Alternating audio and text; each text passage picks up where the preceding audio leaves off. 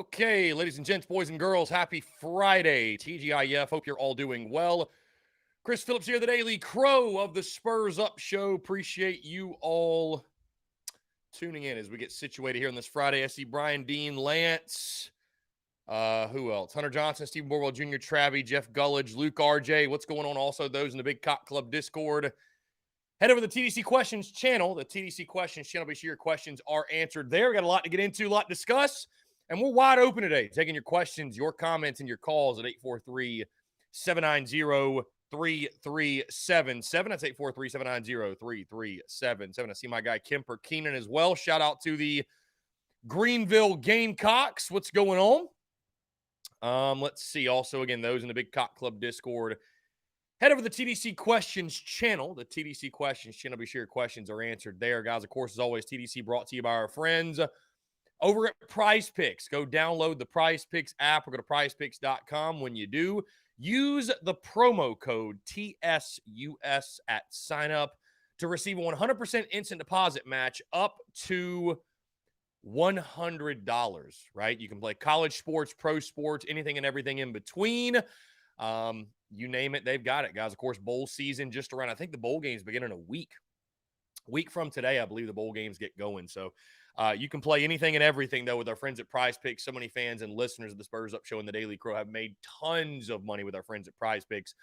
And you should as well. So, again, go download the app or go to prizepicks.com. When you do, use the promo code TSUS to receive a 100% deposit match up to $100. Be sure to check them out and tell them that Chris from the Spurs Up Show sent you. Hey, shout out my guys in Hilton Head, Carolina Cigars. I see my guy Tom got the TV on, got TDC on, got the stogie lit. Tom, appreciate you, my guy, and Eric as well. All of our friends over at Carolina Cigars down in Hilton Head. Looking forward to getting back down to the island, by the way, man. It's I love being in the studio, obviously, but tell you what, there's no vibe quite like that vibe in the cigar lounge. So appreciate you guys. Of course, guys, 3 weeks from today, right? We're 3 weeks away exactly from kickoff in Jacksonville, Florida, as the Gamecocks take on Notre Dame in the Gator Bowl. 3 weeks away. And, of course, we'll be throwing our TSUS tailgate with our friends over at Carolina Cigars. Lot J outside of the stadium. Lot J outside of the stadium right there, guys.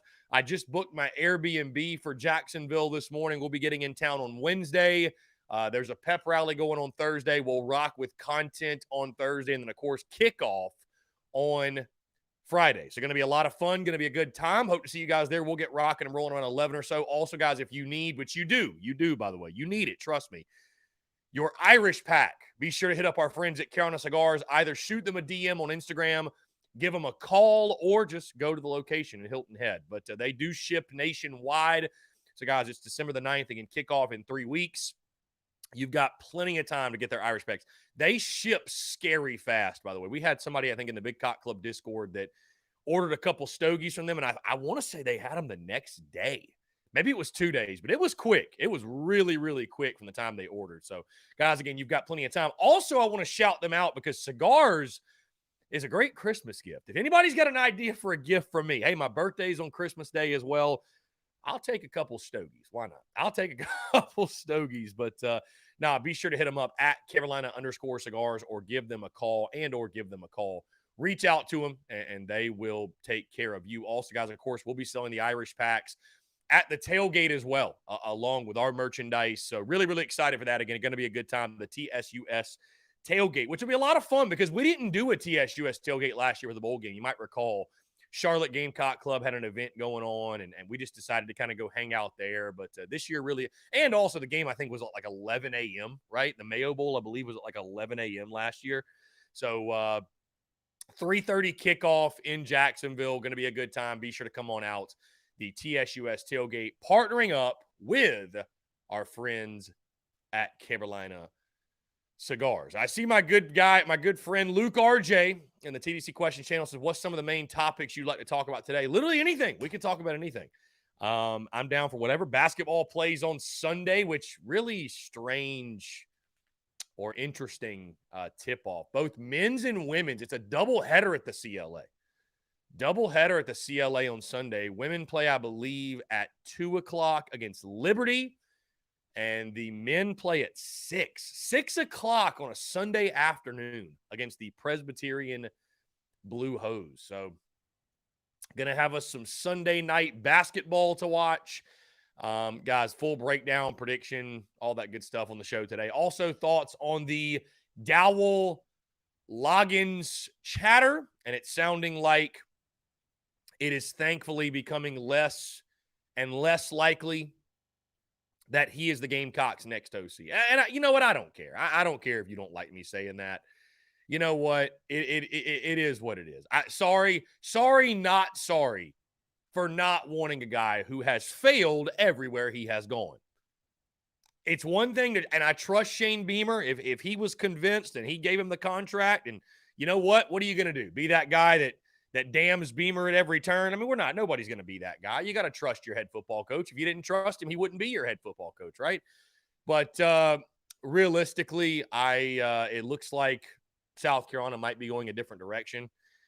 And if that is the case, I'm ecstatic for it. Guys, I just realized I had the phone lines closed up. So phone lines are now open, 843-790-3377. You're more than welcome to call in. My apologies. I had the do not disturb on the phone line. So we are now wide open. Give us a ring, 843-790-3377. But yet sounding less likely that Loggins is going to get the job.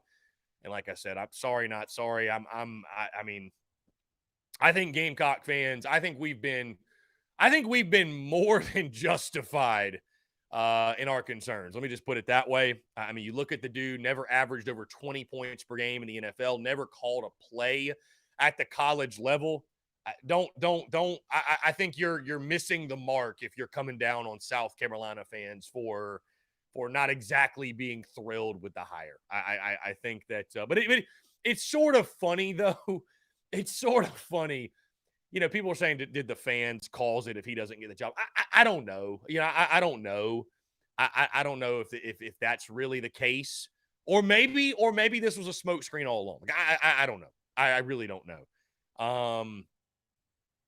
But I think we're more than justified in we were more than justified in our concerns, and you know the lack of enthusiasm that was felt from the Gamecocks fan base. I mean, again, you look at Loggins' resume, and I'm sorry, but it just does not warrant handing over the keys to this South kind of football program, specifically the offense, in a position that Beamer has to get right. He has to get this hire right. He must get it right, right? So, I think that it's sounding like, again, we're going a different direction, which I think much of Gamecock Nation is letting out a bit of an exhale, if you will. So, bit of an exhale. So, anyways, guys, phone lines are wide open. If you do want to give us a ring, you're more than welcome. And again, Luke, RJ, like I said, whatever y'all want to talk about. That's the beauty of TDC, is that TDC is controlled by the caller, by the commenter, by you guys, right? Let's jump to the questions here. We'll actually jump to the phone lines. Here we go. Call from Zach. Zach, what's up, man? How are you? Good, Chris. How you doing today, man? I'm doing well. Appreciate you asking. What's up? I just want to keep talking about the potential Loggins hire. I listened to your whole show yesterday, listened to everyone's opinion on the guy. I went and did some more research, looked at some articles that Brett Crawford posted, and reading up on the dude. And the more I think about it, look into it, the more I just really hate the idea of him being our offensive coordinator. I mean, just the track record. His offense has never finished higher than 26 in the NFL. There's 32 teams. His last year as an OC, he finished 32nd and was voted the worst play caller in the NFL. I just don't understand, man. Like Beamer just saying, you know, all these guys are calling. A lot of the people are calling. Fans think it's a home run. And, you know, like Garrett Riley. Didn't think we'd get him. I mean, he's the OC for a team that's in the college football playoff right now. If he's leaving that job, it's probably going to be a head coaching job, let's be honest. Didn't see Longo. I figured before he left for Wisconsin, I figured he was probably like kind of the head coach in waiting whenever Mac retires, which might be pretty soon. I don't know if you've seen how many players are hitting the portal from his program. Things are looking pretty dire down in Chapel Hill. I thought Bryles might be an option after they struggled this year, but with Jefferson coming back, I understand he wants to stick it out as his QB1, give it one more shot. But I saw what happened with like Graham Harrell. They were mentioning him. I was cool with that. He had a bad year this year at West Virginia, but got to look at the bigger picture. Had a makeshift line, a lot of turnovers. But you look at his production when he was the OC at Southern Cal, good numbers. The Texas Tech guy, I think they had like a top 25 offense this year in college football. Even the JMU guy. I mean, they just moved up from FCS. I think I saw an article this morning where they have a top 15 offense. And that's with FCS players. Imagine what he could do with the talent we have, especially if Rattler and Wells and Lloyd all come back. But we're settling for this Danny DeVito looking doppelganger guy. I just, man, it's tough.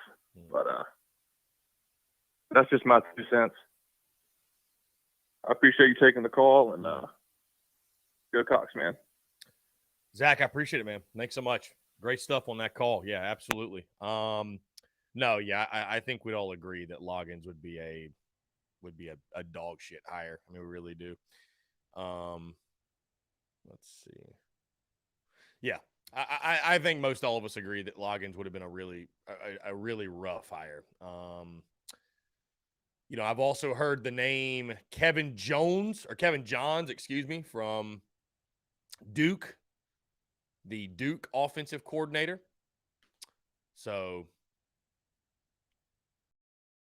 I think there are definitely names out there, but I don't know how Loggins got so much hype and so much momentum. Guys, I would just say it's a roller coaster. Just hold on for dear life. I mean, I don't know. And I know Gamecock fans are not patient at all. Nobody's patient around here. Nobody wants to be patient. So, you know, but that's kind of the only choice. It's the only choice we really have. It's the only choice you really have. So, yeah.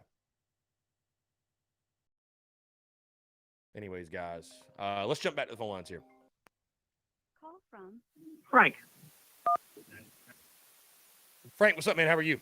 How you doing today, Chris? I'm doing well. Appreciate you asking. What's up, man?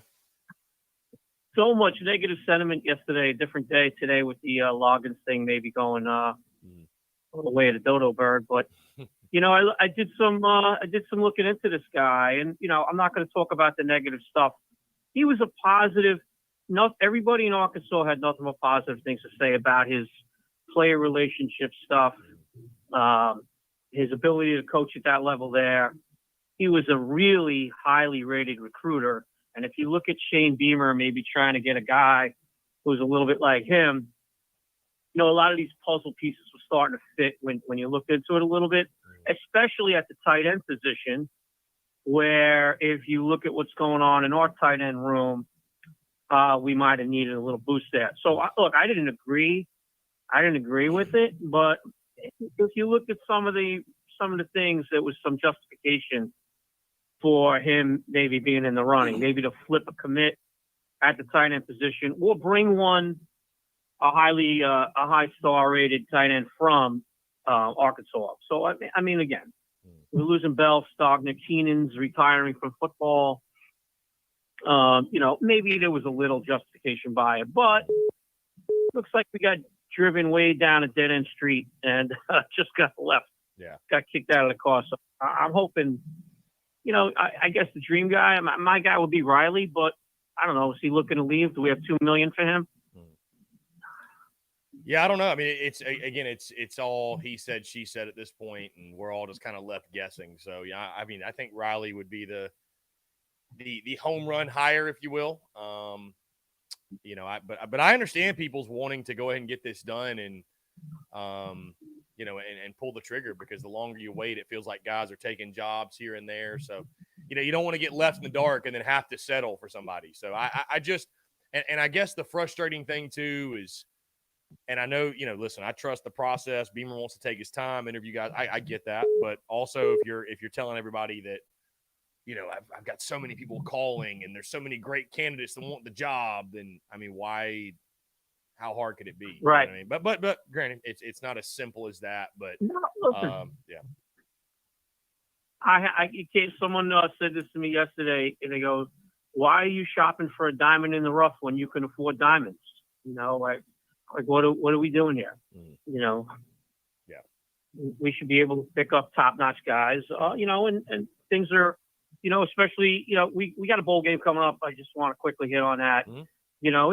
I'm looking forward to going down and playing Notre Dame, a great brand, be a great win for us, a great step forward for the program, with Foskey out now, Bears leaving, Pine is out. They got QB1 now, hasn't taken a snap since September.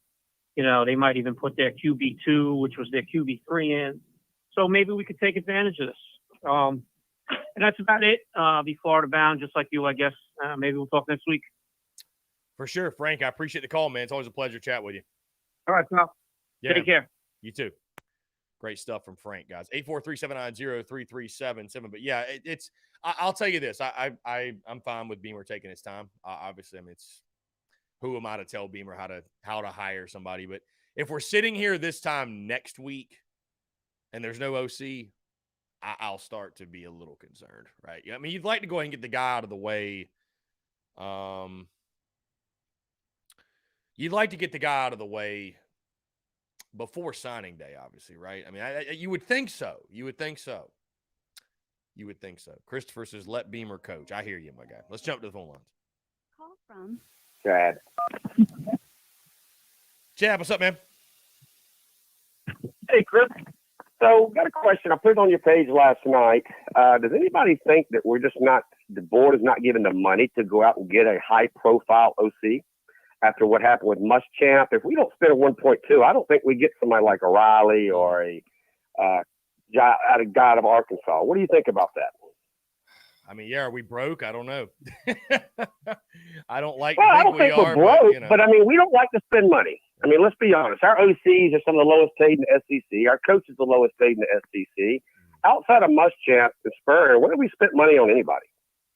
Well, Dawn Staley's getting a fat check. Yeah, she's winning, so I get that. No, I mean, I think the reason. I mean, I get why Beamer's the lowest paid coach is because he never had coached a game. He's going to get an extension and a raise for sure. But, I'd certainly, I don't know, man. I mean, if money is an issue, that's unfortunate because I don't think we have problems generating revenue. I could be wrong. I don't know all the numbers, but no, I mean, we're going to have to spend money to get somebody, you get what you pay for sure, man. So, yeah, I guess if you want to cut a Loggins size check, you're going to get a Loggins. You know what I mean? That's just kind of how it's going to work out. So if you want a Riley, you're going to cut a Riley size check. But it's just the competitive market and what guys are getting paid. And I mean, I don't know. I mean, there's no way for, there's hardly any way for us to know that information. So what do you think maybe Beamer wants to call some of the plays. Maybe he wants to be more involved in offense. What do you think? He was by Satterfield a lot the last two games. Dude, yeah, I mean, that'd be fine. I mean, that's, maybe he does. I feel like Beamer's a little bit more of a hands-off guy, but dude, I just want to score points. I don't care who the OC is. I don't care how they do it. Like the last 2 games of the year, I mean, we talked about it here and there, but when I was watching those games, I really wasn't even concerned with who was calling the plays. I was just happy to see us moving the football. So, listen, I trust Beamer. If he wanted to roll the dice with a Justin Stepp or Freddie Kitchens, I mean, I would, we'll keep it going. Let's keep doing what we've been doing the last 2 games. I mean, it's so you got to trust Beamer. I mean, I'll just say on the Loggins hire specifically though, it's it's a nauseating feeling when you look at a guy's resume like that. And it's just, there ain't a whole lot you can point at that says, here are examples A, B, and C, why he will be successful calling plays at University of South Carolina and put out productive offenses. I just think you need a guy that gives you some sort of confidence. I mean, I've been saying that since the jump. This isn't the time to, it's like J.C. Shurburtt. I mean, a lot of coulds here, but could it also be that, he don't want a guy that's going to leave in the next year and he has to do this all over again. Maybe he feels he needs somebody that needs to be here a good 3 years to really recruit and bring in the type of quarterbacks and receivers and running backs we have. I mean, I just don't understand why we'd want somebody that's going to be here 1 year probably and then gone. I mean, Yeah. Riley's going to be a head coach of it. Yeah. I for sure, I hear you on that. I think it's a balance, though. This is, in my mind, the fairly or unfairly, I think the pressure is that the fan base is not going to be as patient as they probably should with Shane Beamer in regards to the offensive side of the football. I think if the next OC is a swing and miss, if we're sitting here 2 years from now and the offense still stinks, a lot of people are going to throw him in the Muschamp bucket. And I hate to say that, but it's that's just probably what the fan base is going to do. It's not going to be a lot of patience. I just don't know how many hires he's going to get. So I think this OC hire is massively important. I think, again, Beamer's tenure at the end of the day, when we're getting into year 4, 5, 6, is going to be judged off of is the offense successful, because it's an offensive game. I mean, we won the last 2 games of the year because of offense. That's why we won. So I think this fan base desperately wants to see a good offense. And so, I mean, I just can't say it enough. I think this next OC hire is very important to get this one right. And a guy like Loggins may if he does get the job, or if he did, it may work out. But I don't know, man. I think you'd like to hire a guy that isn't such a big risk. But, it's Beamer's decision to make, man. We're just sitting back and reacting to it. So. Yep. Well, next time you're in Hilton Head, let's grab a beer. Hey, I'm down, man. Let's do it. Thanks. Talk to you later. Talk soon. Great stuff. I don't drink, but either way, we'll go out.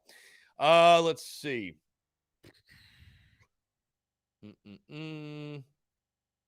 Yeah, I find it hard to believe. Guys, we ain't got cash. I find it really hard to believe. Yeah. I find that really tough to believe. I know it's not as simple as just go cut a check and hire the best OC, but I don't know, man. Anyways, guys, we'd love to hear from you. 3 weeks away from the bowl game. We're just 16 days away from Christmas. I have not really even sat down and kind of gotten the season. I might do that this weekend, actually. I'm going to a Christmas party tomorrow. So we'll get a little festive. Right? But yeah. Other than that, guys, appreciate you all tuning in. Yeah, I see Gad posting the roller coaster GIF in the Big Cock Club Discord. The roller coaster most certainly continues indeed. Yeah, the roller coaster continues. Also, guys, I've been asked a lot about the bowl game simulation. That will be happening on Tuesday at 8 o'clock. We will simulate the game against Notre Dame. Let's jump back to the phone lines. Call from Bobby. Bobby, what's up, man? Cock-a doodle doo. Your Gamecocks are doo.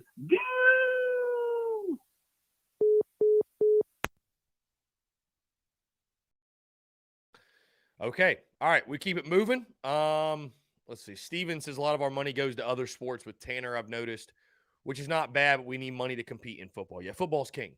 Football's king, Steven. Football is king. That is a fact. Yeah, football moves the needle for every other sport. And yeah. I mean, you can spend money wherever else you want, but football literally carries your entire athletics department. So, yeah. Yeah. That's about all I got to say on that. I mean, it does. You can look at the numbers, and it by far does. Guys, of course, today, no Jake Crane. We are officially done with Jake Crane appearances until I think the week of the bowl game, and maybe the week after. We'll get Jake's thoughts and opinions on the game, stuff like that. But today, we are wide open with your questions, comments, calls. We are wide open. It's crazy, man. And I love it, right? I love it. I love the daily grind. I love the content. I love it. And I think this show really speaks to, though, like the diehards, if you will. Really speaks to the diehards. Because Friday, December the 9th, right? Friday, December the 9th, you would think to yourself, okay, regular season's over. This is like the dead period. And you guys continue to show up and be in the comments and in the calls every single day. And I've even sat back and thought, damn, I love the daily grind, but it's crazy how this never turns off. It never. Slapdick McIntosh in the Big Cock Club Discord says that Twitter was dead last night. Yeah, very strange. It's crazy. I go out Wednesday night to dinner. Twitter goes nuts. I'm at home chilling last night. Not a peep. So I don't know how that works. I don't know how that works. But yeah, no, it never stops, man. For the diehards, it never, ever, ever, ever stops, which we love. It keeps business going and keeps us rocking and keeps us rolling. So yeah, I'm looking forward to getting down to Jacksonville though. We booked the Airbnb this morning for Jacksonville. We'll be down there Wednesday through Saturday. Looking forward to it. Going to be a really, really good time. Would love to link up with some Gamecocks. We'll go to the pep rally on that Thursday. We will we'll definitely do no TDC on that Wednesday because that'll be a travel day. We might do like a Twitter space. Oh, yeah, how about Phil Harris? Says John Edward Kruger, the biggest dork in Gamecock Nation. Now, Phil, that's just not nice, Phil. That's not nice, Phil. Phil from the top rope. I love how Phil and John Edward have this rivalry in the chat. Phil and John Edward. I don't know. John Edward doesn't like that Phil likes rugby, and Phil doesn't like that John Edward likes Duke basketball. So they just go at one another. Amber says, you just have to believe in Beamer. Amber, I don't know anybody here that don't believe in Beamer. I mean, I tell people all the time I wouldn't rock his name on merchandise. I wouldn't rock his name on my body if I didn't believe in him. I thought he was a slap dick. I wouldn't rock him. I wouldn't support him. I wouldn't represent him, right? So I just represent myself. So yeah. If I thought he was a slap dick, I would act accordingly, but I don't think that. I do support Shane Beamer. We all do. Travis Allen, Chris, do you have to go to the Jaguars to get Lot J parking pass? Travis, I don't know. From what I've heard, though, I think Lot J is sold out, my guy. Carolina Cigars is taking care of all that for us. I have no clue. Kevin Cox, I had just started the acceptance stage of logins. You don't spend 13 years in the NFL and be that bad at your job. Well, Kevin, the proof's in the pudding, bro. Like I said last Friday, proof's in the pudding. I mean, he hadn't averaged scoring over 20 points per game in the NFL once as an OC. So I hear you. I hear you. The experience factor, I get it. I get that for sure. But them numbers spoke different, Kevin. Them numbers spoke different on it. So, Joey Suggs, any news on the transfer portal? We have any players interested to join the team? I have heard nothing on the portal in regards to anybody coming to South Carolina. I have heard nothing. I mean, guys, I kind of feel like that's something you'll know when it happens. You know what I mean? I don't know with portal guys. I don't really know with portal guys that many of those guys are like dropping top fives or top threes, or they kind of just commit, wherever they go. How about Austin Stogner, by the way, heading back to Oklahoma, right? Jacob E says NFL will recycle bad coaches until they retire. I will say this, Jacob, to your point, it's interesting what you see in the coaching world, right? Because, and I've actually talked to Jake Crane about this before, but in coaching, it just seems you get to a point where once you get to a certain level, whether it be SEC, it be NFL, it be Power 5, whatever, at some point you become a made man, right? At some point you become a made man where it's like you are one of the people that's kind of always in conversation for jobs. So like you said, coaches just get recycled. It's like the same guys that get shuffled in and out. It's crazy. But once you're a made man, feels good to be good. You're made. All right, let's jump to the phone lines. Call from Chase Ford. Chase, what's up, man? How are you? Doing all right, man. Glad it's Friday. How are you? I'm doing well, man. I appreciate you asking. What's up? Not much, really. I was just wanting to call and talk to you in a little while. I was going to ask you a couple questions. One's I know it doesn't move the needle as much, but like you've been saying, this is a dead period. What you thinking about this? Our roster for baseball this year, with the transfers that we got in from Clemson and everything. How competitive are we looking? Are we still looking about 500, hoping to get just postseason play, season play, season play, season play, season play, season play, season play, season play, season play, season play, season play, season play, season?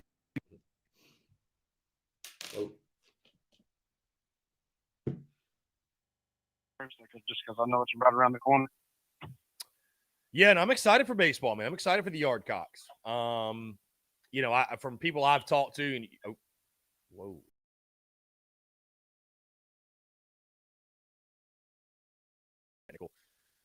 Technical deals going down. Anyways, yeah, I think you know, we've got a top 3 or top 4 pitching staff in the SEC. So I don't know if people can even see me or hear me or anything. We got the Loggins hackers, but maybe I'm just talking to you. I don't know. No, I know what it is. Okay, we got the camera messing up. Anyways, I think people can hear me. Here we go. All right, we're back. Good. I don't know what just happened. Loggins hackers, Kingston hackers, somebody hackers. Anyways, back to your question. No, you know, from people I've talked to, I think we've got a top 3 or 4 pitching staff in the SEC. The question is just going to come down to simply, can we hit? Can we swing it? Which is Kingston's teams every single year. That's the story of his team every single year. You know, you look at Will Sanders, Jack Mahoney, Noah Hall, Matthew Becker. I mean, I think our starting rotation is going to be in a good position. The kid, Ricky Williams from Clemson, the transfer, I think he is going to play a big role for us. I hate that the Kimball kid got hurt, the Notre Dame guy, fireballer from Notre Dame. That would have been a huge, huge boost to our bullpen. But anyways, from what I've heard, I mean, we are set on the pitching side of things. It'll just all come down to, you know, can we hit? You get Braylon Wimmer back, which is huge, but you're going to have a lot of new guys. And, you know, I'll be honest with you, I'm not as familiar with the roster at this point as I may have been in previous years, because I didn't live in Columbia this fall. So I didn't go to any inter squads. I didn't see any practices or anything like that. But, you know, I know we added a lot of different guys, a lot of different pieces, and, you know, you bring in Monty Lee. So, I mean, dude, if we can swing it, we're going to have a really, really good team. I mean, again, I would just say the goal still is to, you know, finish 16-14, 17-13 in the league. You do that, you got a really good team. You know, 18-12. That point, you're getting really close to hosting a regional. You know, you want to be at that 17 or 18 win mark to host, and also you need to win your non-conference. But you look at your non-conference schedule. I was looking at it, and I mean, it's I think it's very manageable. I mean, I think it's very, very manageable. Granted, we've seen this team lose the Citadel and Xavier and all that. True. But I mean, no, I think it's very doable. So, but the SEC schedule will be a grind once again, and you know, I'm not expecting the Gamecocks to win the SEC or anything, but you know, I think the expectations are very clearly set for this year. I think I've said I think it's super regional or bust for Kingston. I think any other result is just not going to be sufficient. I mean, because you either miss the postseason, got eliminated in your own regional, or you went on the road for a regional and lost. And I would say none of those will be good enough. So I think it's supers or bust for. I mean, I'm excited though for Gamecocks baseball. I really am. I love the baseball season. I love covering baseball. You know, it's fun to have 4 games per week to talk about. It's a blast, and especially when that first half of the season when basketball and baseball overlap, if you will. Unfortunately, South Carolina men's basketball has just kind of become it's just kind of that thing we watch between a bowl game and baseball season starting. It's just that's unfortunately kind of the role that Gamecocks basketball plays in our lives on the men's side. So, but either way, I'm excited for baseball season. Again, if we can hit, it's just like almost every other kind of sport, right? If we can score on offense, we're going to have a pretty good team. Yeah, exactly. Yeah. The Carolina, we need an offense. Yeah. Okay. Well, I guess my last little question, I guess, is more directly at you. I know you've been a season ticket holder and stuff with for the baseball games, and you being up here close, you know, in the upstate. What's your you thinking you could probably be like 50-50 on the home games this year? Like you go pick the bigger series to go to, or have you even thought that far ahead of what? Because I mean, I know you can do your job from the studio, obviously, but I know you being a baseball guy, I know you want to get down there and watch some games as well. So have you just thought about how many games you thinking you're doing this year? For the home series, I mean, I think 50-50 is probably a little much, just because, like you said, you know, it's so easy to do it from. I mean, I'll be honest with you. The only non-conference series that I'll probably make it a point to go to will be the Carolina Clemson series, especially with the first 2 games being up here. I'll definitely go to I'll definitely go to the Sunday game in Columbia. I mean, outside of that, I'm honestly, I'll be honest with you, man, I'm more excited about the road series than I am the home series. I've heard you talking about the road trips. Yeah, I mean, we open up with 3 at Georgia, we go to Mississippi State. The dude, I will 110% be at that one. Decent chance I'm at the LSU home series because that Saturday, April the 8th, it's either going to be that Saturday or the next Saturday we will have our spring game. And I'm really hoping that it's that Saturday because the next weekend we play at Vandy. And I've never been to Nashville, so I'd love to go to Nashville for a weekend and just kick it. Right. Yeah, that'd be fun. Depending on how the season's going, this series Thursday through Saturday against the Florida Gators, if it's a series where, we're rocking and we're rolling an SEC play and we're ranked and, it's a big series, then, we could maybe throw a tailgate or something for that. I mean, and that's the thing. And I'll tell anybody I'd love to throw tailgates every weekend for every baseball series. But if you're not winning, baseball is, and basketball is the same way, but baseball is a results driven sport. Like if you're not winning, people are just not showing up. Unless you're a diehard, people are not going to show up. And it is what it is. I don't blame them. Also at Arkansas, I'll 1,000% be there May the 12th through May the 14th. And that final home series against Tennessee, that could be a fun one to go to also. So, I don't know. Like I said, I'm almost more excited for the road series than I am the home. I've been to Founders Park plenty of times, but the opportunity to go to Arkansas State, to go to Vandy and Nashville, Athens is always a good time. So, we might hit the road, but, also it's, I'll probably attend a couple of the home series, and I'm planning on going down to Hoover for the SEC tournament, staying the entire week, whether Carolina wins or loses. So, might be a short trip, but that'd be fun. It normally is. But I mean, you look at our non-conference series to start the year. We've got UMass Lowell for 3. We've got Penn for 3. We got Clemson, and then we've got Bethune-Cookman for 3. So our non-conference. Hey, we need all the batting practice we need. Oh, for sure. But our non-conference, weekend series outside of Clemson are just straight up garbage. I mean, there's no other way to put it. And then we've got that game against North Carolina on Tuesday, April the 4th in Charlotte. So that'll be a good time. Okay, well, I'll switch it back real quick and I'll get off here. I was going to ask one question about, after the bowl game. I mean, I'm excited for it. Obviously, when you get matched up with Notre Dame, anything is going to be big. So it's a big game, be a good test going back 3 weeks or 3 games in a row against a nationally ranked opponent as well. Really define where we're at as a program going forward, going the momentum into the off season. How much do you think this game's going to determine the future for Rattler? You think if he balls out, he thinks that's going to be, okay, I did it 3 weeks in a row, it's going to be his test. He's going to try to leave. Like, do you think this is what he's playing it for as like his test, kind of like another, going to be a show me moment for the NFL? Or you think he's playing and, he more than likely he's planning on coming back? Because I can see it both ways. I was just interested to see what you think, or how quick you think we'll hear something after that bowl game. Yeah, I mean, he said openly that he would make a decision after the bowl game. So I don't see. He why else would he be playing in the bowl game and waiting until after the bowl game to make the decision? I mean, I'm sure ideally, or I don't want to say ideally, but I'm sure in his head, if he threw for 300 or 400 yards and he heard something he liked from NFL scouts that. Maybe that he would make the move. So I think it's a big guess right now. I would imagine very soon though, after the bowl game, he would say something. So I hope he balls out obviously in the bowl game, but I wonder how much does it factor in, more so importantly, our NIL stuff and putting together an NIL package. And because unless his draft stock just skyrockets after the bowl game, I think he could probably make more money in NIL than he would where he's. Yeah, it's a whole new ball game with that. Yeah. Right. Yeah. Who knows? Yeah. I mean, we're really learning on the spot. I mean, all of us are just sitting here with the per sources eye emoji right now, just watching everything play out because this is new. Mm-hmm. So, all right, man.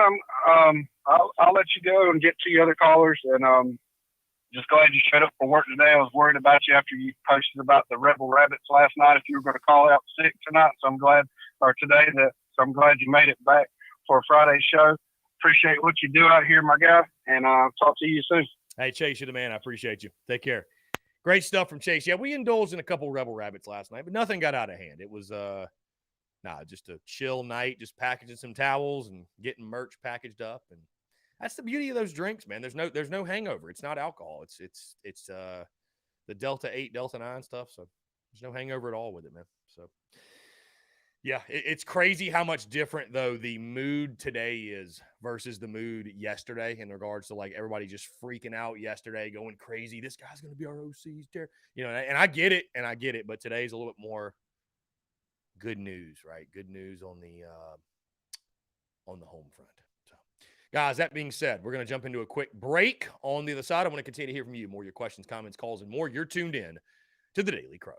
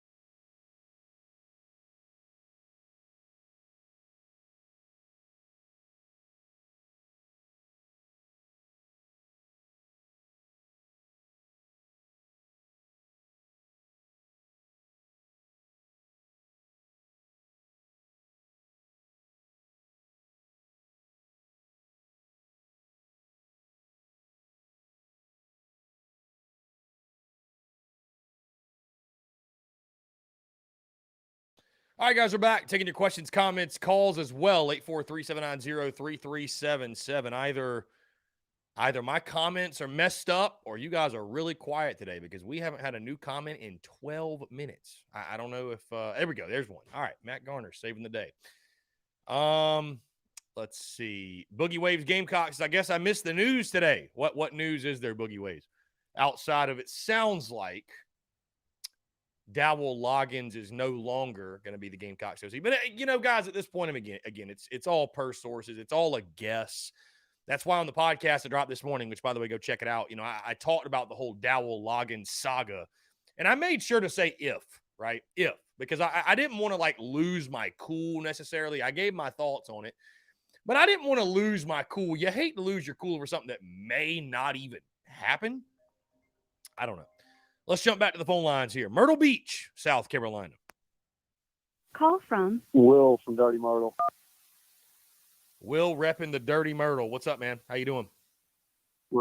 Pretty good, man. How about you? I'm doing well. I was just thinking, man, I know we're in the month of December, but I can't wait for a beach trip, man. I'm looking forward to it. You roll through, bro. Let me know. Yeah, I got you. So before you went to break, you were talking about how it was a little bit more positive vibes today. Do you think that there's a possibility that Beamer's is backing off of his hire?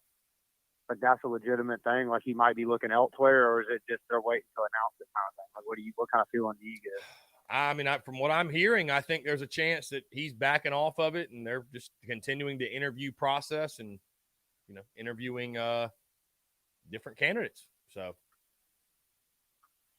that's awesome. I wonder if we're pulling a Tennessee with Greg Schiano kind of thing where we just screamed so much they were like, you know what, maybe this isn't the guy, Yeah. No, I mean, I don't know. It's that's what's tough about the whole per sources thing, and I know people want to know. Everybody wants to be on the inside and know what's going on, but I guess what's tough is it's all the guess, right? And it's all left up to the mind of the.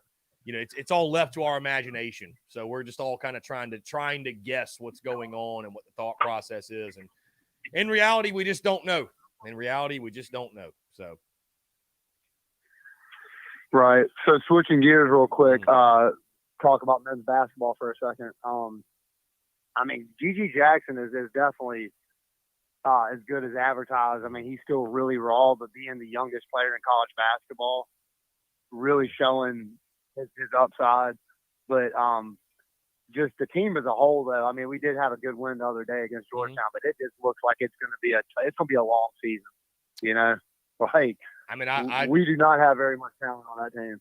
Yeah, I mean, listen, I talked about in the preseason. I thought depth would be the greatest concern, and we'll beat PC on Sunday, no question. Then the schedule comes back around at UAB next Wednesday, and you keep it moving. But yeah, I mean, listen, it's Gigi Jackson's a lot of fun. I mean, the reason you won that game last weekend against Georgetown was because he had 22 second half points. And if Gigi's rolling like that, we got a shot. But yeah, I mean, depth's a concern, man. Depth's a concern. And we knew for Lamont that the roster would be a work in progress. And I mean, outside of Gigi, Michi Johnson, Hayden Brown every now and then, Jacoby Wright every now and then. I mean, it's rough. It's rough. So, I think SEC play, man, is going to be a like I said, you start SEC play January the 3rd. Opening day is February the 17th. So I unfortunately think that the time that stretch of SEC games, we might just look at that as okay. This is just these are the lashings we have to take until baseball season begins. So I don't know. I mean, I don't want to go. I'm not trying to go into it. Any type of doom and gloom or anything, but just realistically, man, I just don't think we're there. You know what I mean? We were picked to finish dead last in the conference for a reason. So if you finish 10th, right, you've had a massively successful year and you overachieved. So, I mean, it is what it is. And, I would say this, I don't know, the basketball program's in an interesting spot because I believe Gamecock Nation loves basketball. I really do. But I don't know what it would take for basketball to not be the number 3 or maybe even the number 4 sport on campus outside of just winning and winning big. Because I would say, I don't know, I'd almost argue women's basketball is ahead of men's basketball at this point in regards to interest just because of how good they are. You know what I mean? But anyways, it's it's going to be interesting to follow this season, just how Lamont does in year one. And you never know. I mean, I think this is a team, what you saw against Georgetown, that, and I think we just lost Will from Dirty Myrtle. But what I was going to say is I think this is going to be a team that when it is all clicking and guys get hot, as you saw against Georgetown, I wouldn't be surprised if we pulled an upset or two. But there's a reason I came in this season with just zero expectations, absolutely zero expectations. So, anyways, Matt Garner says, hopefully Luke Day is the next to be replaced. You have an issue with the strength coach. I think Day's actually done a really, really good job. Guys aren't getting hurt. I mean,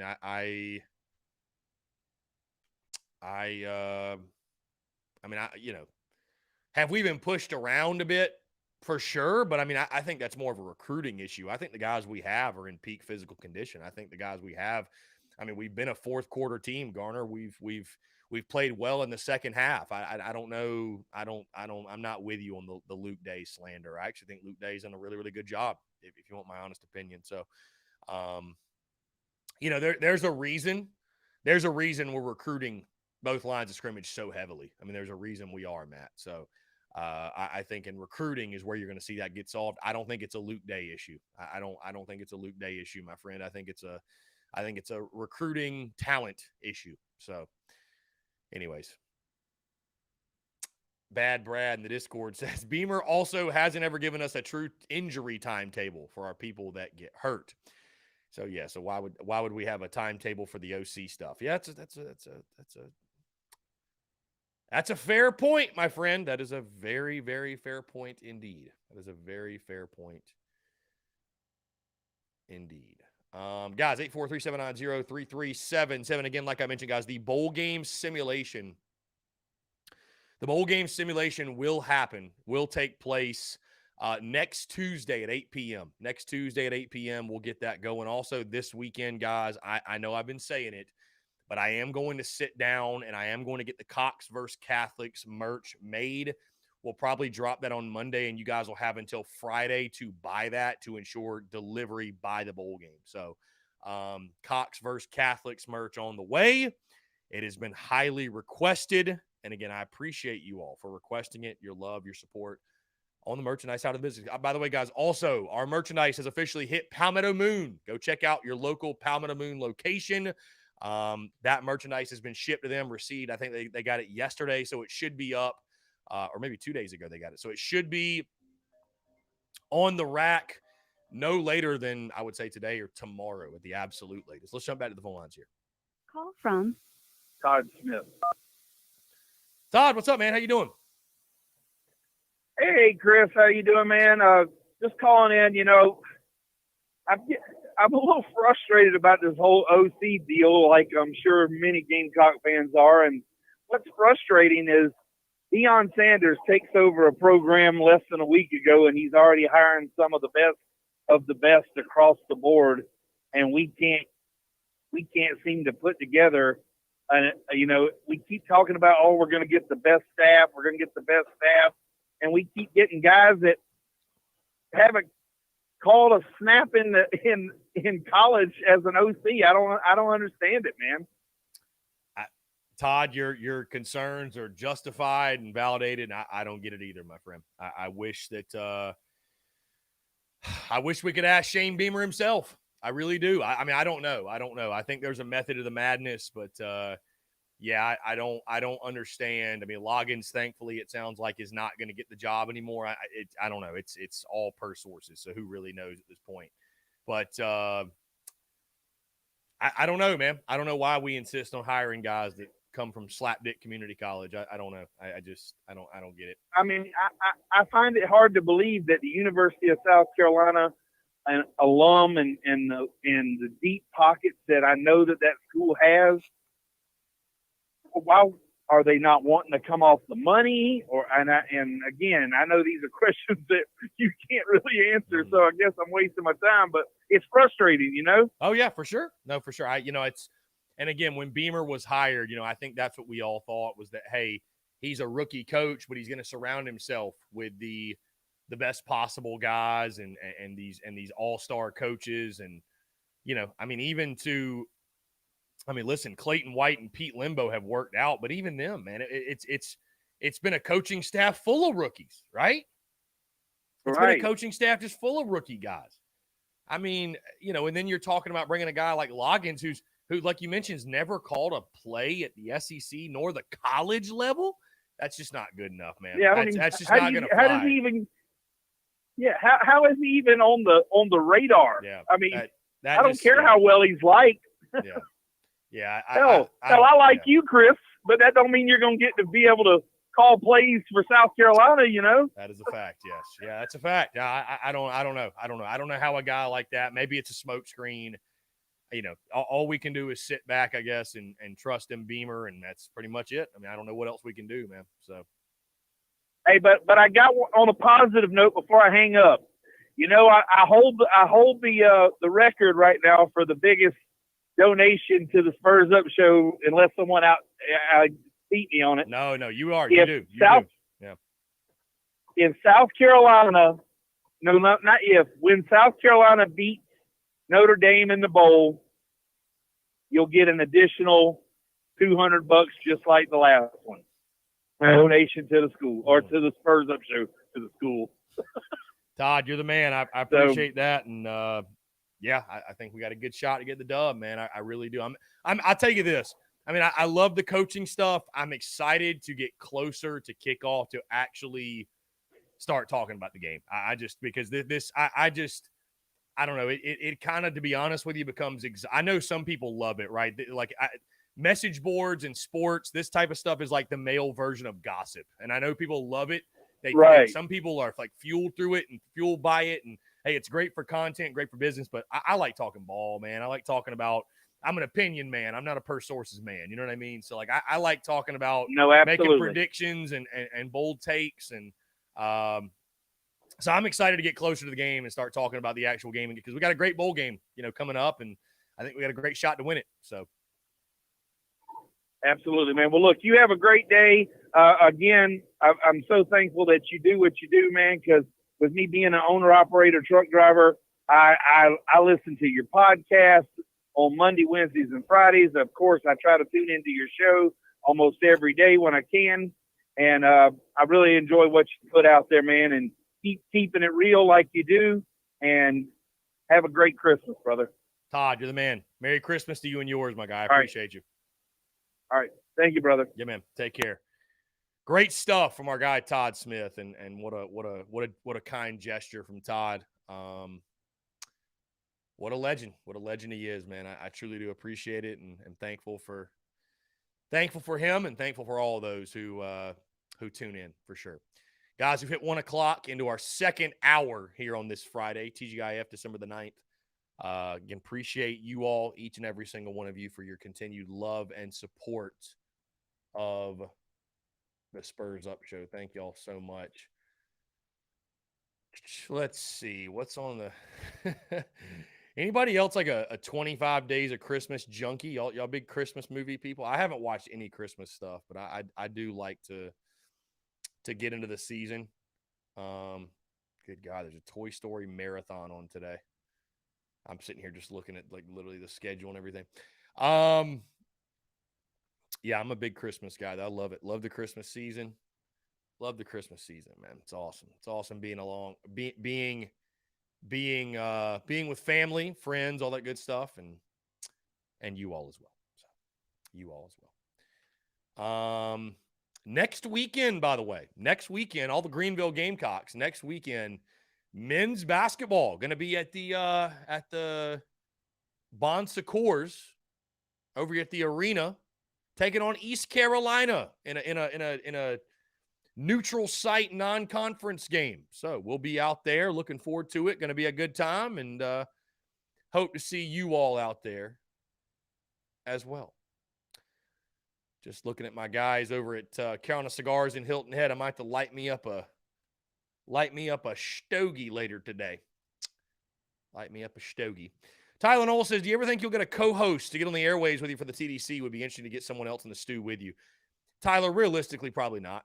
I'll be honest. I've gotten to such a groove, Tyler, and we have the daily guests, right? And that's something that we'll continue to do on TDC, and it won't be quite as There won't be quite as many guests now with football season and in the rear view, or the regular season in the rear view, right? We had that over that 3-month period. We had our daily guests on. I mean, that like when you take a moment and you really look back on it, I mean, this regular season, or this Gamecocks football season, the content, just unlike anything we've ever done. And the level in which the content was at this football season was, I mean, the best we've ever done. The best we've ever done, and the most. And I mean, content truly bleeding out the eyeballs. So I want to say thank y'all for the love and support, because without such a big listener base and have such a big following, if you will, I don't know that those guests wouldn't have been as interested and intrigued to come on as they are, right? And I'm glad we have JC Sherbert continuing every Thursday. But in regards to your original question, the whole co-host thing,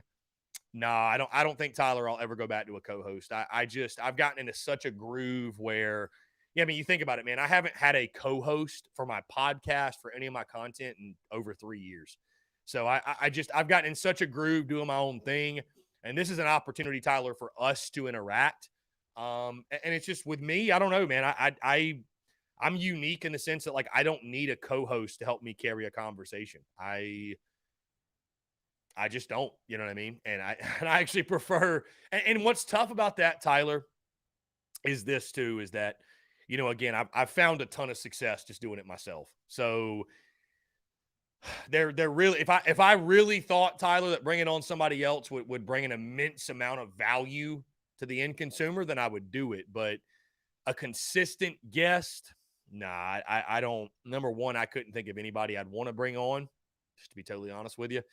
And yeah, I think in regards to how I want to attack content, me doing it myself is the best way to go about it. So, it's when you think about the history of TSUS, and I had 2 different co-hosts at 2 different points, and there's a story behind all that. And one day I will tell the full story on TSUS and the history of it, all the way back to the Armchair South Carolina days. But it's I think what's the most difficult thing, yeah, Tom the Bomb, yeah, the Tom days. What's difficult, or what's when it comes to the co-host thing, man, it's just tough when you're doing your business and you've got this dream and this plan for the entity, your business, and you're in it 110%, and then your co-host, they're just kind of in it 50%. You know what I mean? It's just like it's tough, and you got to coordinate with somebody when to record. And bro, I just like rocking. I've got a great system in place right now, and I'm always reevaluating my systems and the way I do things, and am I being as efficient and effective as possible. But I would say right now we are. And again, if I really thought that bringing on a co-host would add an immense amount of value to the end consumer, to you guys, then I would probably do it. But I think right now we got a pretty good system in place. I'm an opinion man. I like to use my voice. My voice has power, I feel like, and I like to use my voice and my opinion to give my opinions on things, and to talk Gamecocks, and to talk sports, and to talk whatever else it might be, talk business, whatever. So yeah, I just, I know, I guess I'm unique, right? Because not many shows is it just one person. Not many shows is there no co-host. But again, we have tons of guests on all the time. We have Savell Newton calling. We have Kelsey Quarles calling. We had the daily guest during the football season. We've got JC Sherbert every Thursday. And it's just, when you sit here now and you think about it, what's so cool is, like, I remember being on the TSUS tour over the summer and going to our different stops and stuff like that, and kind of just daydreaming or dreaming or projecting or visualizing, manifesting the content that happened this season. So now to sit here after the fact is just really, really cool, because this football season, I mean, like I mentioned, guys, it just, the content was incredible. I mean, it really was. And, I think this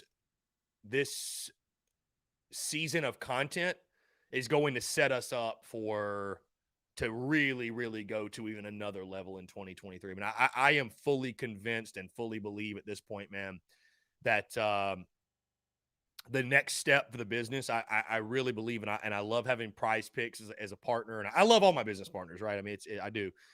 I think the next step for the business is, you see shows like Pat McAfee, and you see somebody like Jared Carabas. They partner up with these FanDuels and DraftKings, and I really believe the next step for the business is partnering up with somebody like that and getting like a mega deal. I really do believe that. I really do. And I think we have the value to give back, obviously, because that's a key proponent, right? I mean, I believe in leading with value, and I know for a fact we have the value to give back to a big company like that, to where they would be investing in a growing, thriving show, a growing, thriving entity, a growing, thriving person in myself. And I'm for real, man. I think things like the T-Sus bus, I think road trips, I think that is a real thing that's going to be happening really soon. Whether it be next season, whether it be the following, but I don't put any limiting expectations or beliefs on it. I really do believe that, like, I really believe that's in the near future. I mean, we are, we've been in the midst of a positive breakthrough for a little bit now, right? It's not just like one day it all comes to fruition, but the things we're doing, the things that are happening in the public eye, the things that are happening behind closed doors, the things that are happening with my own personal growth and with my life as well, big shit's popping. So, yeah, I think there's very, very big things on the horizon for sure. Yeah, no doubt. I mean, again, man, we're just growing on social media like freaking crazy every single day.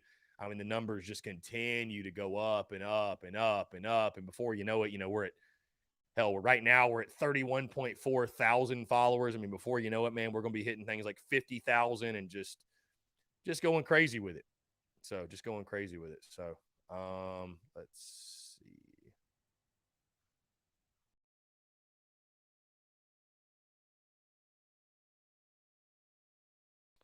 Anyways.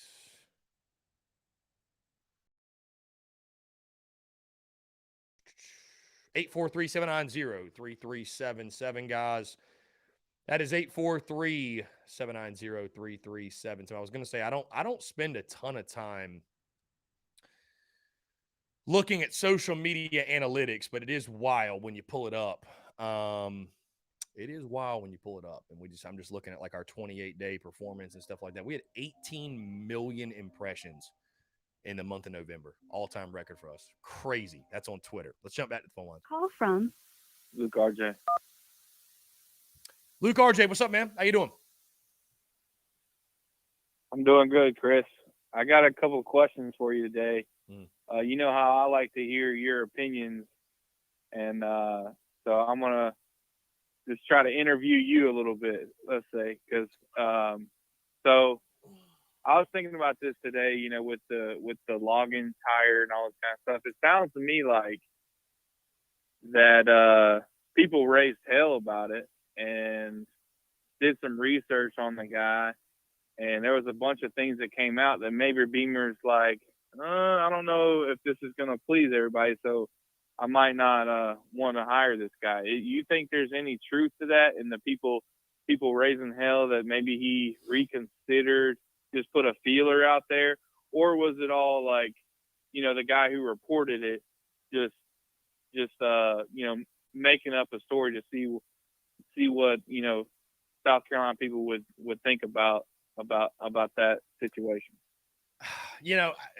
Did the fan outrage, quote unquote, did it play into Loggins not in the job? Whether I say yes or no, Luke RJ, it's purely a guess on my end. I'll say this. I don't think Shane Beamer is or is not hiring, firing, making any moves on his coaching staff due to what fans on Twitter, a message board, a podcast, etc. have to say. I just don't see that. I don't see that. Now, does Beamer hear everything? Does he hear the commentary? Is he aware of it? Absolutely. Beamer is as aware as any coach in college football, I think, because he's on social media, right? Like it would be naive to say that he doesn't see and hear everything. But I don't think he's making decisions based off of that. So, I know a lot of people are comparing this Loggins thing to the Greg Schiano stuff that happened with Tennessee. I don't see that being the case. I think it's probably what's more likely is that, we're in the purse sources business, right? A lot of us were in the content business, purse sources business. And I think that, some folks got wind from their sources from Arkansas and South Carolina about this Loggins character, and it just took off. You know what I mean? So, but I highly, highly doubt Shane Beamer's out here making decisions for his football program. Because you think about it, Luke Archer, if he was listening to the fan base that closely, that intently, he would have fired Marcus Satterfield. There's just no way he would have kept him around, right?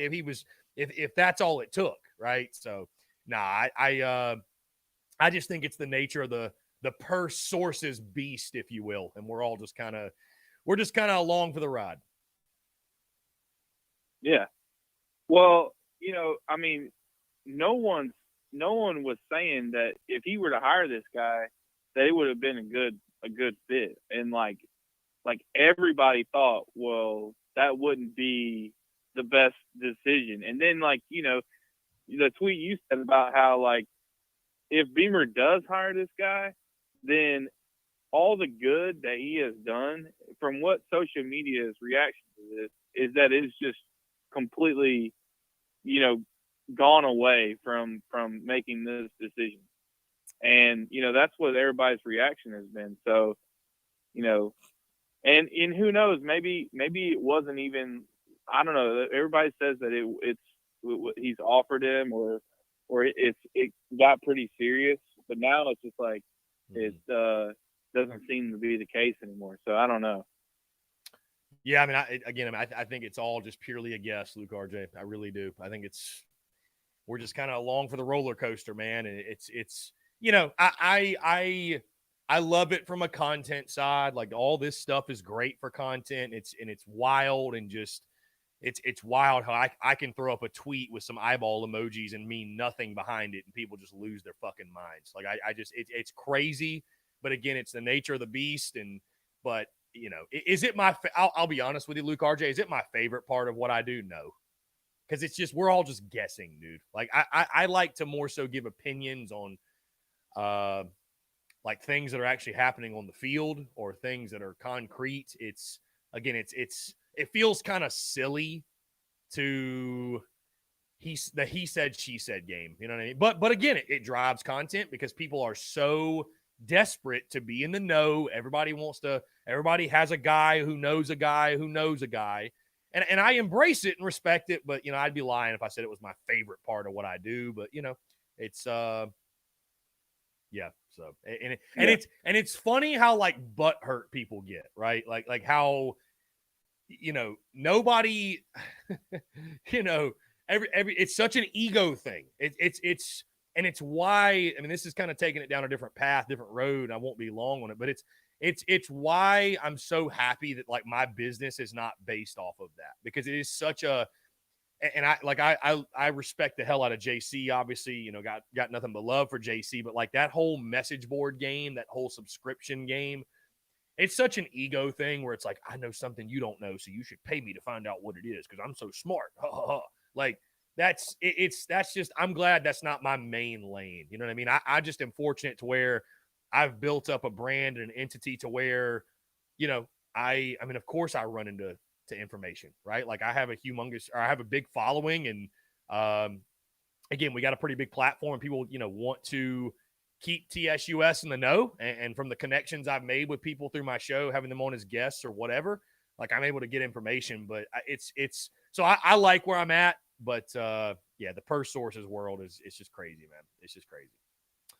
So yeah, the message boards are a lot of purse sources, but I did listen to JC talk about it yesterday. He was saying it's like the people who want to just talk about South Carolina sports nonstop, like the people that just want to have conversation about everything related to everything South Carolina. That's the message board people. But I get what you're saying. It is crazy. So here's my next question. Now that the transfer portal is a thing right now, and then you also have recruiting coming up, and with the decision not being made about the OC yet, and We haven't really heard anything either way from Beamer or whatever. Do you think maybe where's the priority for Beamer if you were Beamer? And I know you're not like a coach and know everything that goes on, but where is hiring this new OC, like the timeline, or recruiting for this class and the transfer portal, making sure you have that under control before you do either one? What is your opinion on that? So let me so your question is, what's the timeline? Is that correct? Well, just like, what's more important? Should he be focusing on the guys in the portal and his roster and the making sure that the new class is going to be good in recruiting right now, and then like maybe waiting for the OC hire? Like, should he be hiring the OC first? I think he's balancing all this stuff that he has to do. No, it's a balance for sure. I mean, but to answer your question on the what's more important, the portal or the recruiting class, I mean, again, I think it's also a balance. And I mean, I think for the most part, man, the recruiting class is done. I mean, signing days in 12 days, man. So if you got a bunch of, I mean, most people are done or close to done. You know what I mean? So, I mean, it never finishes. I mean, that's the thing. It's never finished. It's never finished. But I wonder this. I wonder how much of the transfer portal is proactive versus reactive. Like, how like we see guys on social media hit the portal and we're like, oh, we should reach out and hit them up. I wonder how much of it is that, or just how much of it is these guys kind of already know where they want to transfer to, and like they're reaching out. So, and I'm sure again it's a balance with that as well. But no, that's why Beamer's paid the big bucks, man. He's handling it all. He's handling it all. So, but I think for the most part, the high school class is pretty much done. But again, that's the challenge for these college coaches, man, is building a roster and balancing the portal versus the high school ranks versus, and then now he's got to hire an OC in the midst of that. And like I said, I don't know when the OC is going to get hired. If you don't have an OC by this time next week, then I start to become a little concerned, because I'd like to have the guy in place, before signing day. I mean, I think that would be ideal. I think guys want to know who they're playing for, but we'll see. We'll see. So I don't know. I mean, again, I think Luke R.J. Beamer is just balancing it all. I don't know that one thing has priority over the other. Yeah. Yeah, I mean, he's got to be dealing with a lot, with the portal and the recruiting class and hiring the OC. I think, he can definitely handle it. And when people say that, we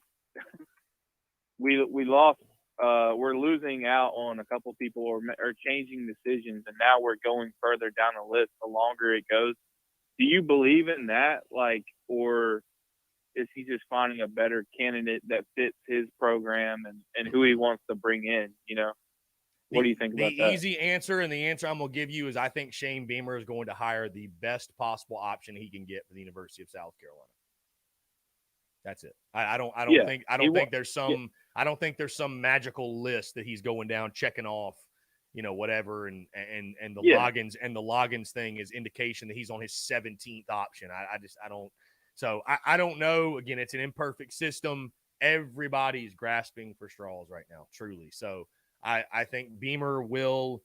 And again, I mean, what other choice do you have, Luke R.J., than to trust Shane Beamer? Because what's the other option? You be just doubting him at every turn and motherfucking him every single day, and just like, oh, this guy's a bum, he stinks, and we're just inevitably waiting for the day that he finally gets canned because he's an incompetent asshole. I mean, what's the other choice? Like, you'd probably rather be on the Beamer ball to the moon side, wouldn't you? I mean, for college fan bases, this goes so far beyond South Carolina, and I saw it Will Muschamp too. Their guy is the guy until he's not.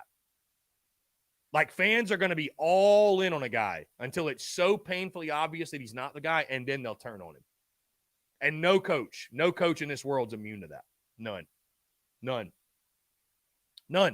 So, and that's why I've said, man, that it's important. It's massively important that Shane Beamer get this hire right, because if we're getting into year 4 and year 5, and hey, as the great Luke RJ says, year 4 and year 5 going 6-6, that ain't Beamer ball. It won't be. Bad offense, averaging 24 points per game in year 4 and 5. That ain't Beamer ball. And I just don't know that the fan base is going to sit around forever and wait on, fair or unfair. It's just the win now mentality. This win by any means, this win at any cost, this win by NIL, right? And people are investing a lot of money and a lot of time and a lot of energy. If you swing and miss on this OC, I think even the most loyal, like a Luke RJ, will start to turn a little bit. It's unfortunate, but it's true. Nah, never. I'm with South Carolina forever, man. But I think he's like you said, he's gonna do what he thinks is the best person for. He's gonna hire the best person for the job, and he's. Hold on a second. I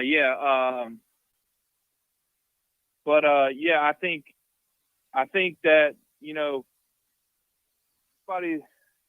going to hire the best person, and it's going to be fine. And we just have to wait and see, bro. That's all you can do. I mean, that's again, if you can't trust your head coach to go hire an offensive coordinator, then he shouldn't be your head coach. That's a hire he should be able to make on his own. And I know he can.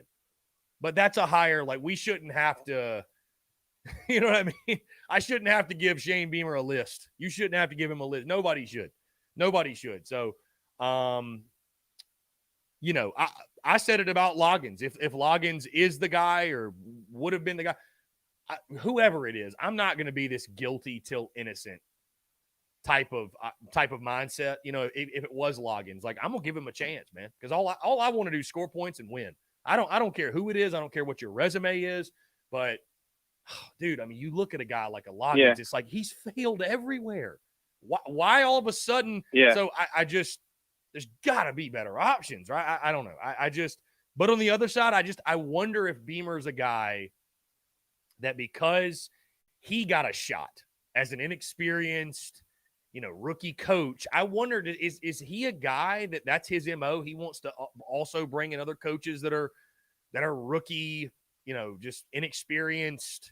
I don't know. I don't know. It's all guessing. It's all just per sources nonsense. So, well, the last thing is whoever he hires, it's got to make sense for everybody else too, a little bit. Like you got to be able to pitch that it's going to work out, and according to everybody else in that other guy's resume, it's like, this doesn't sound like it's going to work. But it's like you said, we got to trust in Beamer. That's all I got, Chris. Luke RJ, you're the man. I appreciate it. All right, later. Yeah, man. Take care.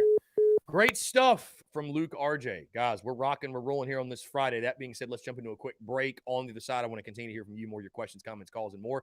You're tuned in to the Daily Crow.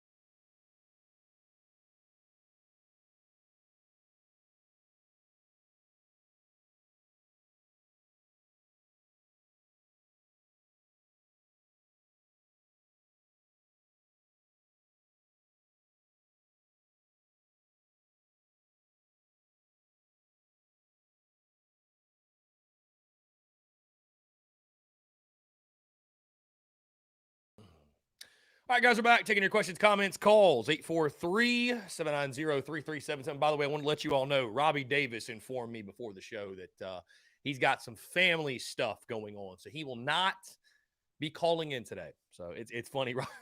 On days when Robbie Davis can't call in, it's like he's calling out of work. I love that. I love the dedication. I really, truly do.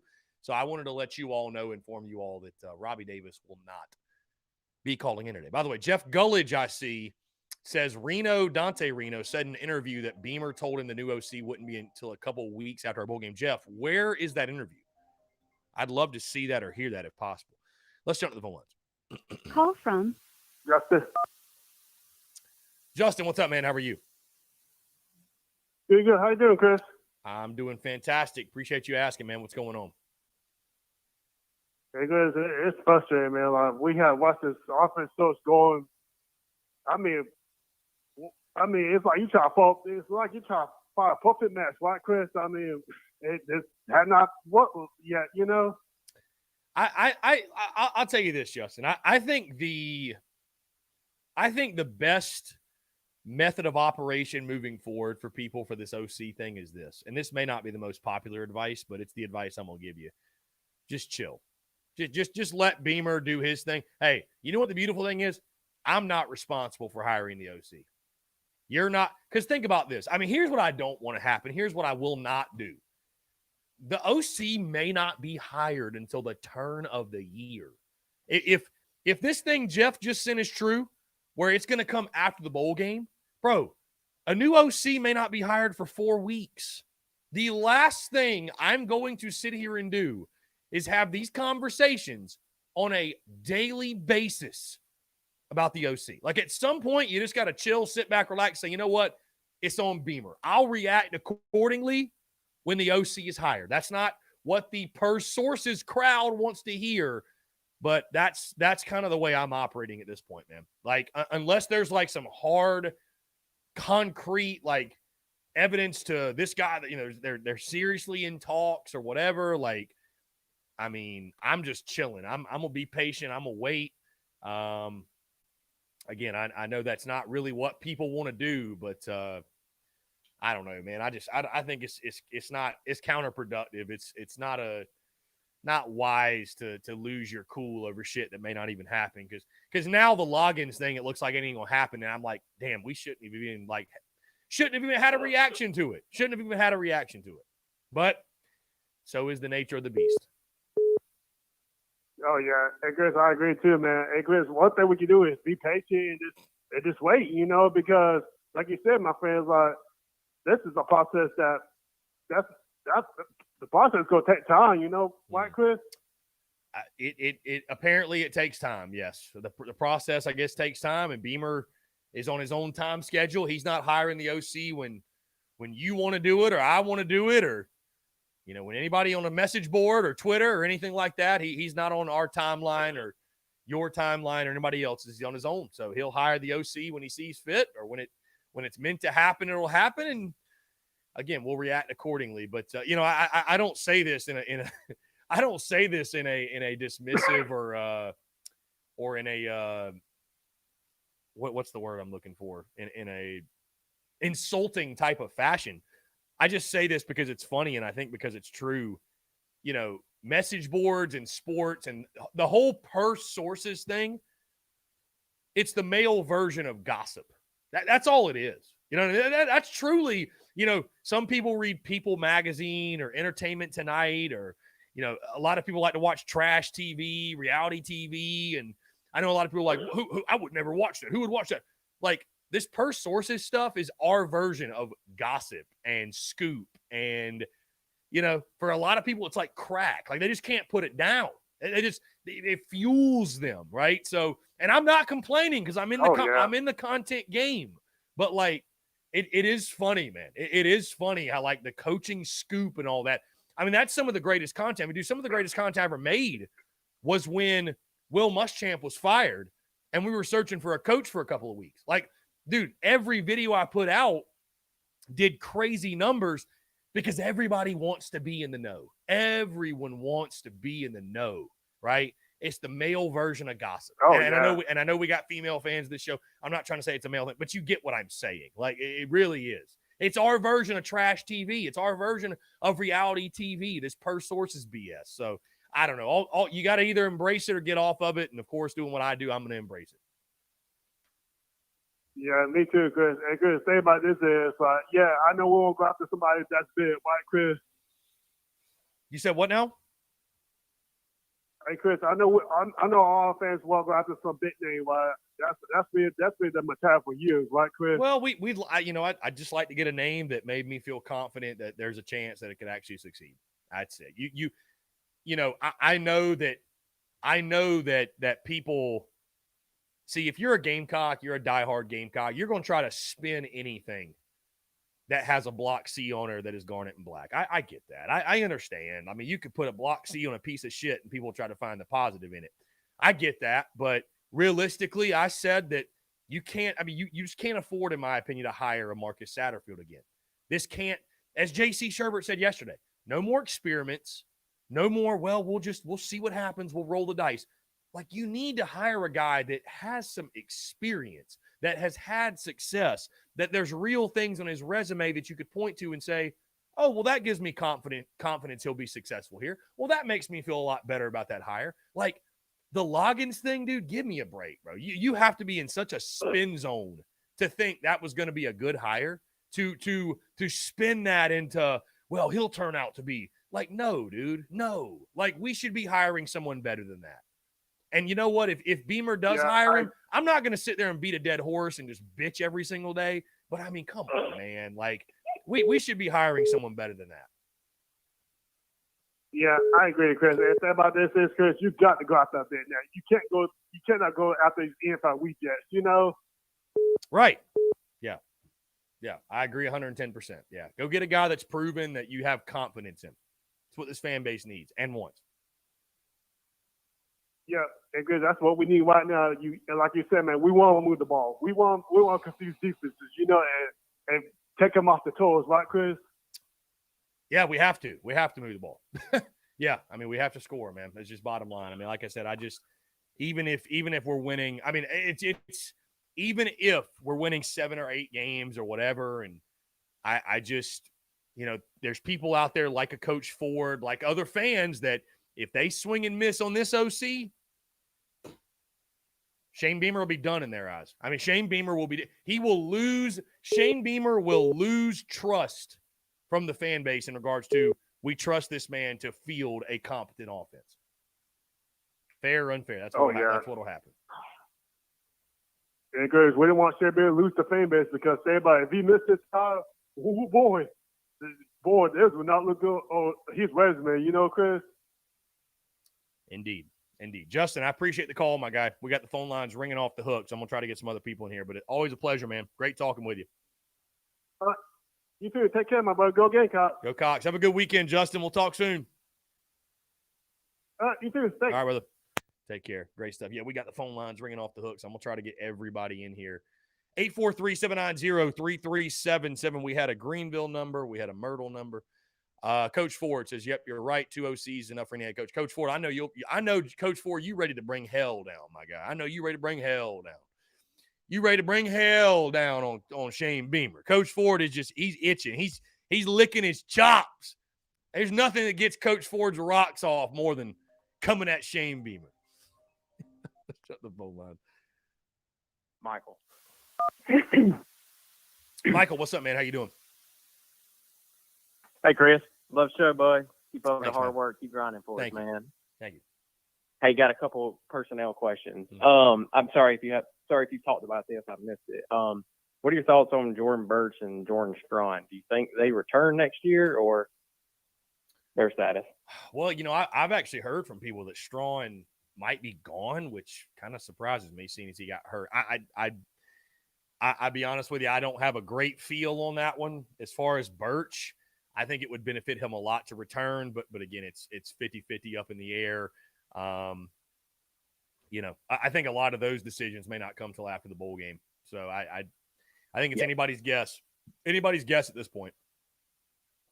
Gotcha. Okay, and then quick recruiting question. I don't know if you talked a lot about Lenore Sellers. I know committed to Syracuse. The OC changes have been there, but dude looks pretty dynamic. It looks like from what I saw of South Florence and stuff. But I know his recruiting ranking isn't as high as what maybe you would think. But do you think we're going to be in on him? Do you think he commit?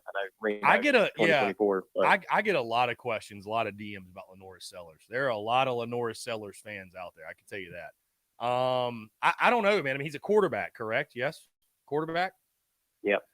Well, I mean, you know, you look at the position, you look at the dynamic of that position. You've got two young guys in Tanner Bailey and Braden Davis. So if they really believe in those guys, I mean, I don't know. I mean, they may not be interested in bringing him on.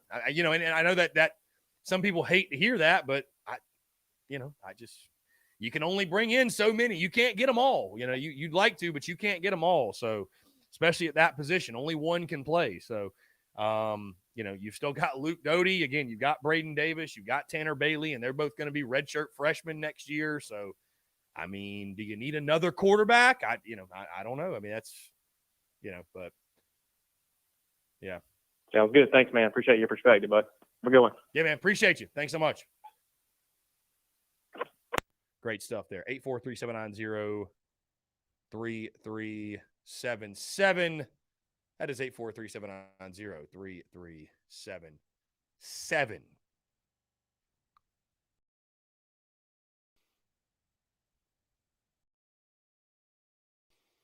Let's see. Travis says, go get the line dudes. Yeah, I hear you.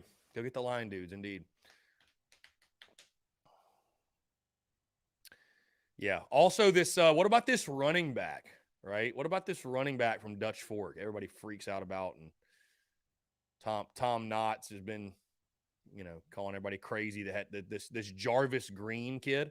Apparently, Clemson just offered him and Vatech, and he just decommitted from James Madison. So it's funny. I have a lot of people that hit me up like, "Come on, man, you gotta offer." I'm like, I don't offer players, and I don't think Shane Beamer's gonna offer a kid because I tell him to. So, I mean, guys, listen. Why have they not offered him? I don't know. It comes down to numbers.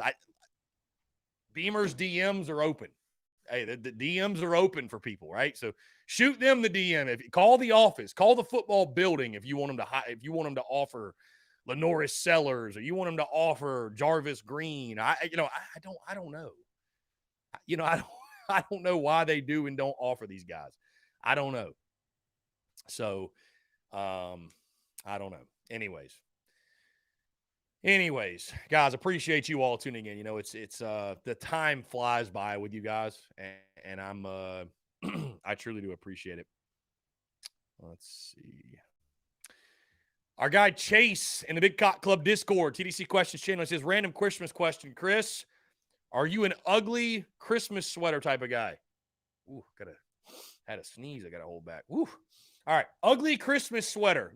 I mean, no, not really. I'm not. No, I don't own an ugly Christmas sweater. I will say, though, and it's such an oversight. At some point, the merchandise side of the business is just going to be its own humongous thing where I'm not getting pulled in 1,000 directions. But a Beamer Ball ugly Christmas sweater would have slapped. So,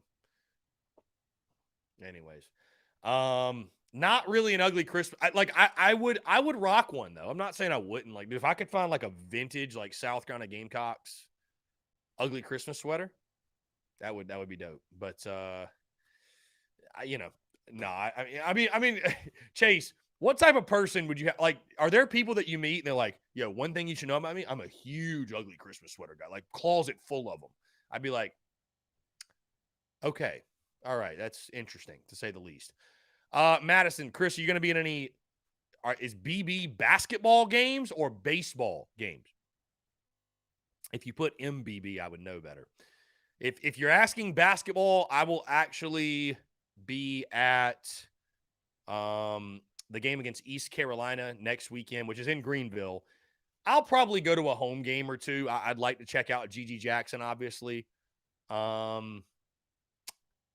Basketball games. Yeah, I mean, I'll probably go to a couple, Madison. But, you know, I'll be totally honest with you. Like, now that I'm in Greenville, it's just I can cover the games not being there. And I mean, I love going, don't get me wrong, but like, you know, it's you know, I'm excited for a lot of you know, we're gonna watch I think we're going to watch pretty much all the games or a lot of the games in the Big Cock Club hangout, in our hangout, if you will. I know I haven't done that yet at this point with you guys. I know my hangout folks are probably like, what the hell are you talking about? You haven't done it yet. But we will be watching the games in the Big Cock Club hangout, a lot of them. But I don't know. We'll see. I will probably go to a handful. But same thing with baseball, too. I'll be watching a lot of baseball games from the studio here and watching in the hangout and stuff like that. So we'll figure it out as we go along. And, of course, I will let you guys know. Guys, we're going to jump into one final break. On the other side, I want to continue to hear from you. More of your questions, comments, calls, and more. You're tuned in to the Daily Crow.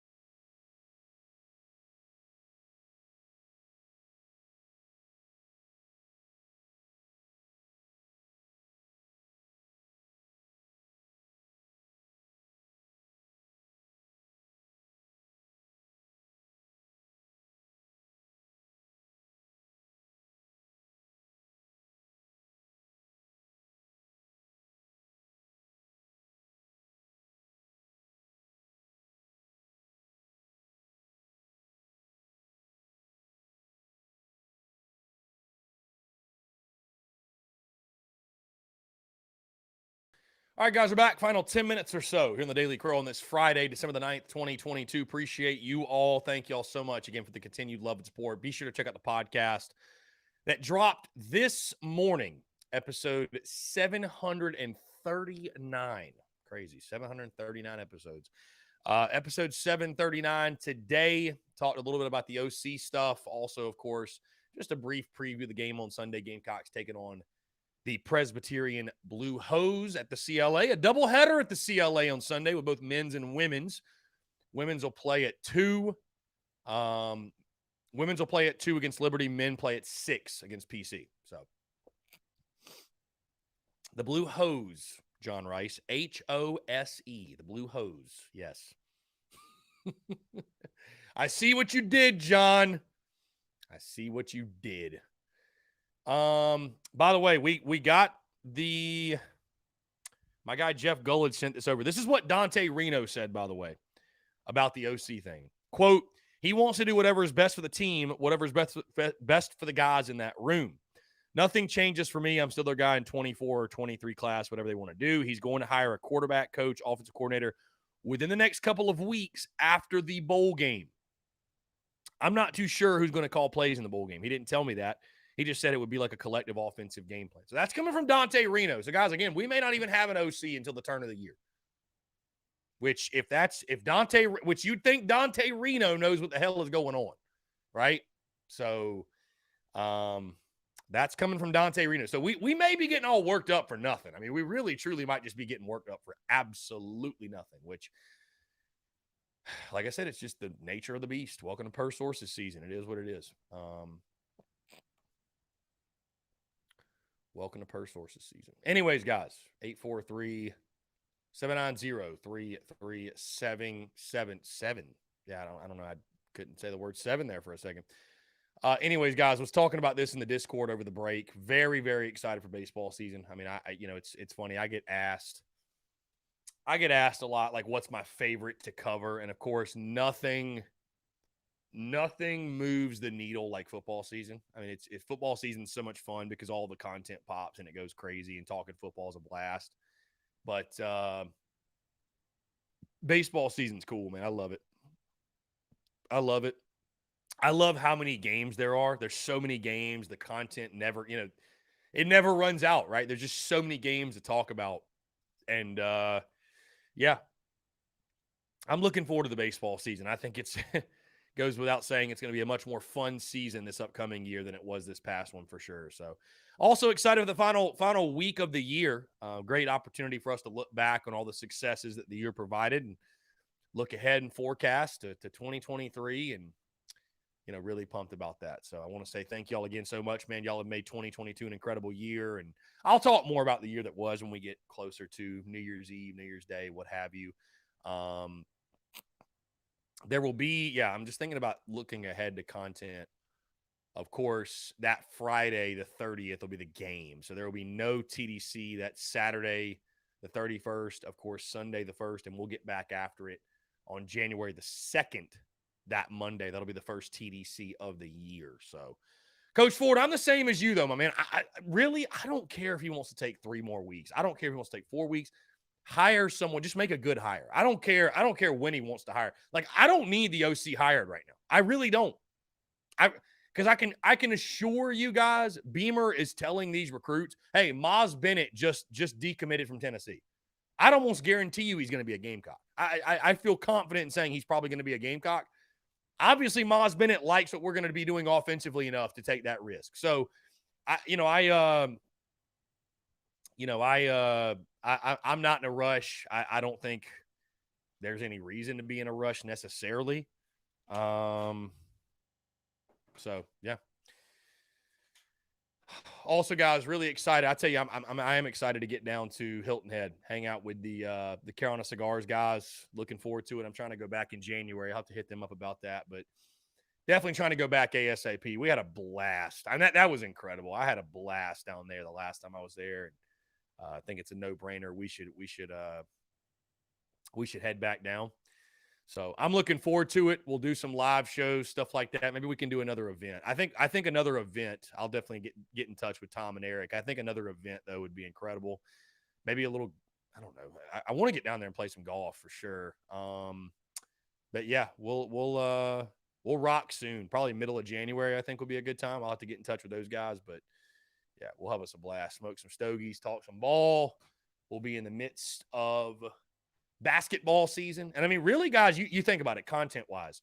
These next couple of weeks are interesting because it's a little bit slower. Going to be a lot of OC chatter, some basketball, but a lot of counting down to the bowl game. We'll do our Christmas show, Dear Santa show. We'll do our, look back at 2022, look ahead at 2023. But I mean, when we get into January, I'll do way too early predictions for the 2023 football season. We'll talk basketball, of course, and then by middle of January, we start our countdown for baseball season, and I start position unit previews for baseball as well.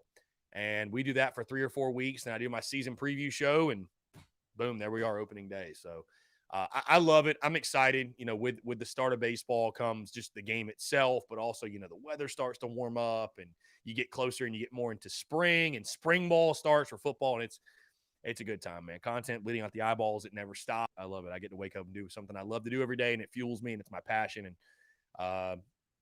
again, I'm excited to get back down to Hilton Head and do the show live from Carolina Cigars. Number one, because I love those guys. But number two, I love getting out of the studio and just kind of finding inspiration in different places. And it's fun to switch it up. It is. It's fun to switch it up. And we certainly will be doing that. I'm planning on traveling a lot more in 2023. That's something I'm really excited about in the sense of, now not being in Columbia, it's going to give me a lot more freedom and a lot more flexibility to just hit the road and kind of go wherever. And because I can do what I do from literally anywhere, and I don't have to go to all the basketball games. I don't have to go to all the baseball games. Like, I don't have to be there in person. Football's a little bit different, right? It's a little bit different, but I may even experiment with things in football season next year. John Rice says TDC live from Charlotte for the first game. John, I don't know if you heard me earlier, but I really do believe, man, we are very close to, and I think the next breakthrough for the business, again, I think it's just right around the corner. I think the next breakthrough for the business is like a FanDuel or a DraftKings or maybe a Prize Picks, that type of partnership becoming like the partner, right? And the T-Sus bus being a real thing, and having a remote studio, and so I don't know, John, we might have the RV up in Charlotte. You never know, my guy. We might have the mobile home riding up to Charlotte. So, yeah, we'll see. I've also considered, guys, honestly, staying back and doing a live pregame and postgame show from the studio. I think there's a lot of value in that. I know it would be very well watched. I mean, it would be content that would pop off, no doubt. I do love, though, the interaction. I love the interaction in person on game day. I love it. I love it truly. It's cool to interact with people on social media and like this, but it's even cooler to be at a tailgate, interact, shake hands, get to talk face to face. I'm looking forward to that in the bowl game. John, are you heading to Jacksonville for the bowl game? Yes or no? Are you going down to Jacksonville for the Gator Bowl? We'll have to link up if you are. We'll have to smoke the Irish Pack, no doubt. No doubt. The Irish Pack will indeed be smoked, my friend. There's no question. The Irish Pack will indeed. Attaboy. There we go. I knew John would be going down. John, I knew you were going. I knew you wouldn't miss the opportunity to go to the bowl game. So, yeah, it'd be my first Florida bowl game. He says section 116. I don't know where I'm sitting yet, John. I just booked my Airbnb this morning. I don't know where I'm sitting yet, though. We'll figure that out. Guys, hey, we've hit 2 o'clock. Appreciate you all tuning in. Thank you all so much. That being said, again, go check out the podcast that dropped this morning. Again, yet another successful week in the books. I just want to say thank y'all again, man, for the support on the merchandise side of the business, the Daily Crow, the podcast, the content, everything in between. Truly do appreciate y'all. Hey, thank y'all so much. Have a fantastic weekend. Go Cox. Beat PC this Sunday and beat Liberty as well. Both Dawn Staley and Lamont Paris's teams. Best of luck to basketball. We'll be tuned in. Again, stay tuned for all your coverage. And, guys, don't go anywhere because these are the Gamecocks, man. The news comes out. There's always some drama. It's a roller coaster, but we're all along for the ride. Again, appreciate you all tuning in. Have a fantastic weekend. We will talk to you all on